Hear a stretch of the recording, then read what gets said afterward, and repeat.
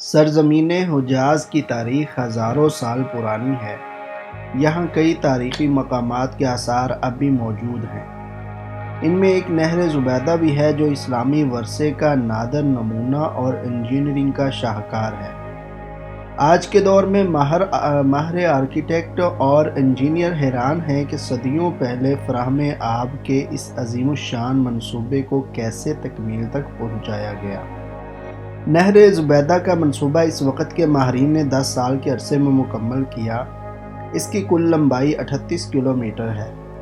ایک اندازے کے مطابق اس منصوبے پر 170 ملین دینار لاگت آئی تھی۔ آج اس کا حساب لگایا جائے تو ایک دینار 10 گرام سونے کے برابر ہوگا، جو بہت بڑی رقم بنتی ہے۔ نہر زبیدہ صدیوں تک مکہ مکرمہ اور مشاعر مقدسہ میں حاجیوں کی پانی کی ضروریات کو پوری کرتی رہی۔ یہ نہر 1950 تک چلتی رہی۔ بعد ازاں پمپوں کے ذریعے پانی کھینچے جانے کے باعث خشک ہو کر بند ہو گئی۔ آج بھی اس کا ایک بڑا حصہ محفوظ حالت میں ہے۔ سعودی کمیشن برائے سیاحت اور آثار قدیمہ کے چیئرمین پرنس سلطان بن سلیمان اور میئر مکہ مکرمہ اسامہ البار نے مفاہمتی یادداشت پر دستخط کیے، جس کا مقصد نہر زبیدہ، جبل نور، جبل سور، دیگر تاریخی مقامات اور مکہ مکرمہ کے تاریخی کنووں کو محفوظ بنانے اور ترقی دینے کے لیے تعاون کو فروغ دینا ہے۔ نہر زبیدہ کی تاریخ۔ عباسی خلیفہ ہارون رشید انتقال کے بعد ملکہ زبیدہ حج کے لیے آئی تو مکہ مکرمہ میں پانی کی قلت کا نوٹس لیا۔ بغداد واپسی پر ماہر انجینئروں اور آرکیٹیکٹ کو بلا کر پانی کا مسئلہ حل کرنے کا حکم دیا۔ ماہرین نے ملکہ کو سروے کے بعد رپورٹ دی کہ نہر کی تعمیر کا کام انتہائی مشکل ہے۔ تاریخ کے حوالوں میں ملکہ زبیدہ کا یہ جملہ مشہور ہے کہ ہر قیمت پر نہر تعمیر کی جائے، خواہ ہر کدال کی ضرب پر 1 دینار ہی کیوں نہ دینا پڑے۔ اس وقت کے انجینئروں نے سروے کے بعد وادی حنین اور وادی نعمان سے پانی میدان عرفات اور پھر مکہ مکرمہ لانے کا فیصلہ کیا۔ ان دونوں وادیوں میں بارش اور پہاڑوں سے پانی آنے کے باعث زمین میں پانی کا لیول زیادہ تھا۔ ابتدا میں وادی حنین میں کنویں کھود کر پانی لایا گیا۔ وادی میں پانی جمع کرنے کے لیے بڑے حوض بنائے گئے۔ ان کے آثار اب بھی موجود ہیں۔ تاریخ میں آتا ہے کہ وہاں موجود درخت کاٹ کر ایک چھوٹا ڈیم بھی بنایا گیا۔ بارش کا پانی جمع کر کے اسے استعمال میں لایا گیا۔ کچھ عرصہ بعد وادی حنین میں پانی کی سطح کم ہوئی تو وادی نعمان سے پانی کی فراہمی شروع ہوئی۔ عرفات سے 10 کلومیٹر مشرق میں طائف کی طرف وادی نعمان واقع ہے۔ یہاں زمین میں پانی کی سطح خاصی بلند ہے، جبکہ اس علاقے میں بارش کا سلسلہ بھی جاری رہتا ہے۔ نہر کی تعمیر کے لیے وادی نعمان میں 4 سے 5 کنویں کھودے گئے۔ ان کی گہرائی 34 میٹر ہے۔ تمام کنووں کا پانی ایک جگہ جمع کرنے کے لیے سرنگیں بنائی گئی۔ پھر مرکزی کنویں، جسے امیہ کہا جاتا ہے، وادی نعمان سے پانی پہلے عرفات لے جایا گیا۔ اس کے لیے ڈھلوان کی شکل میں پختہ قنات بنائی گئی تاکہ پانی خود بخود بہتا ہوا جائے۔ پانی کا لیول یکساں رکھنے کے لیے کہیں یہ قنات نہر زمین سے اوپر ہے اور کہیں زمین سے نیچے ہے۔ مزدلفہ کی پہاڑیوں کے ساتھ کئی کلومیٹر تک یہ قنات زمین کے اوپر ہے۔ آج بھی اس کا بیشتر حصہ محفوظ ہے۔ قنات 2 فٹ چوڑی ہے۔ اس کی اونچائی ایک آدمی کے برابر تھی۔ قنات کی صفائی کے لیے تقریباً 50 میٹر پر ایک کنواں کھودا گیا، جسے خاریز کہا جاتا ہے۔ خرازات کا نظام پاکستان کے علاقے بلوچستان میں بھی ہے، جنہیں کاریز کہا جاتا ہے۔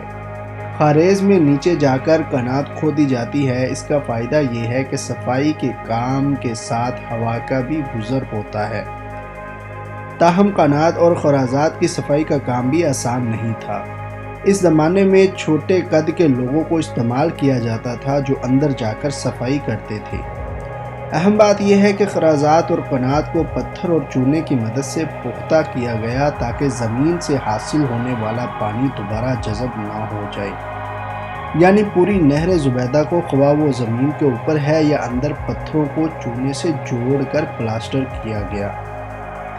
یہ ایک الگ کہانی ہے کہ پتھروں کو جوڑنے کے لیے چونا کہاں سے لایا گیا، کیونکہ اس علاقے میں چونا موجود نہیں۔ نہر زبیدہ کو وادی نعمان سے پہلے میدان عرفات، مزدلفہ اور پھر مکہ مکرمہ تک ایک ڈھلوان کی صورت میں لایا گیا۔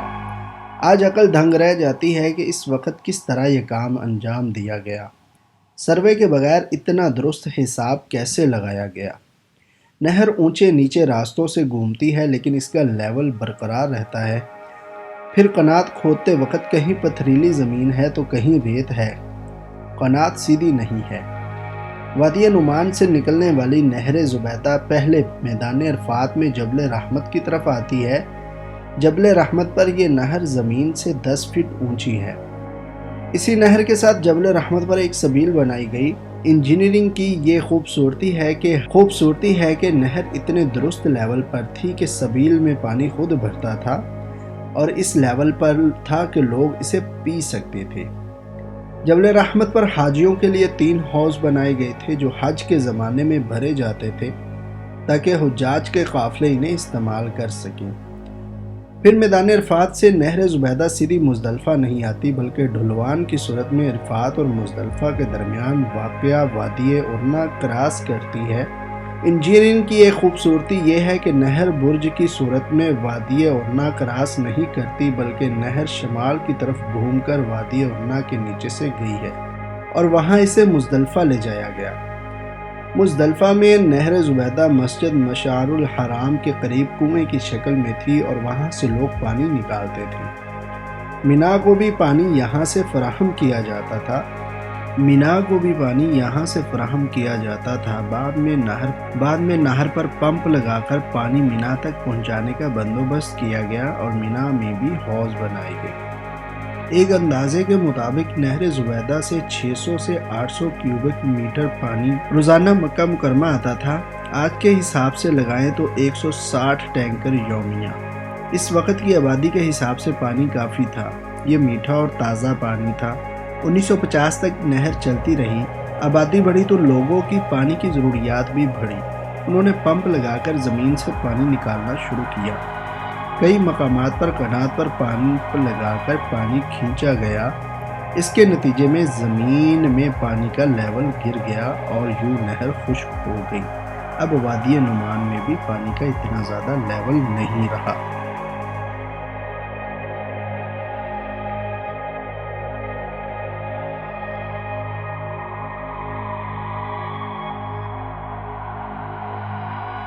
جو میرے بھائی مکہ مکرمہ میں آئیں وہ نہر زبیدہ پر ضرور جائیں۔ یہ نہر میدان عرفات میں موجود ہے۔ اگر آپ بس میں آئیں گے تو پھر یہاں پر یہ گاڑی نہیں روکیں گے۔ اگر آپ اسپیشل گاڑی پر زیارات کرنے آتے ہیں تو یہاں پر آپ گاڑی رکوا کر اس کی اچھی طرح زیارت کر سکتے ہیں۔ اللہ تعالیٰ سے دعا ہے کہ ہمیں یہاں پر آنے کی توفیق عطا فرمائے۔ السلام علیکم، اللہ حافظ۔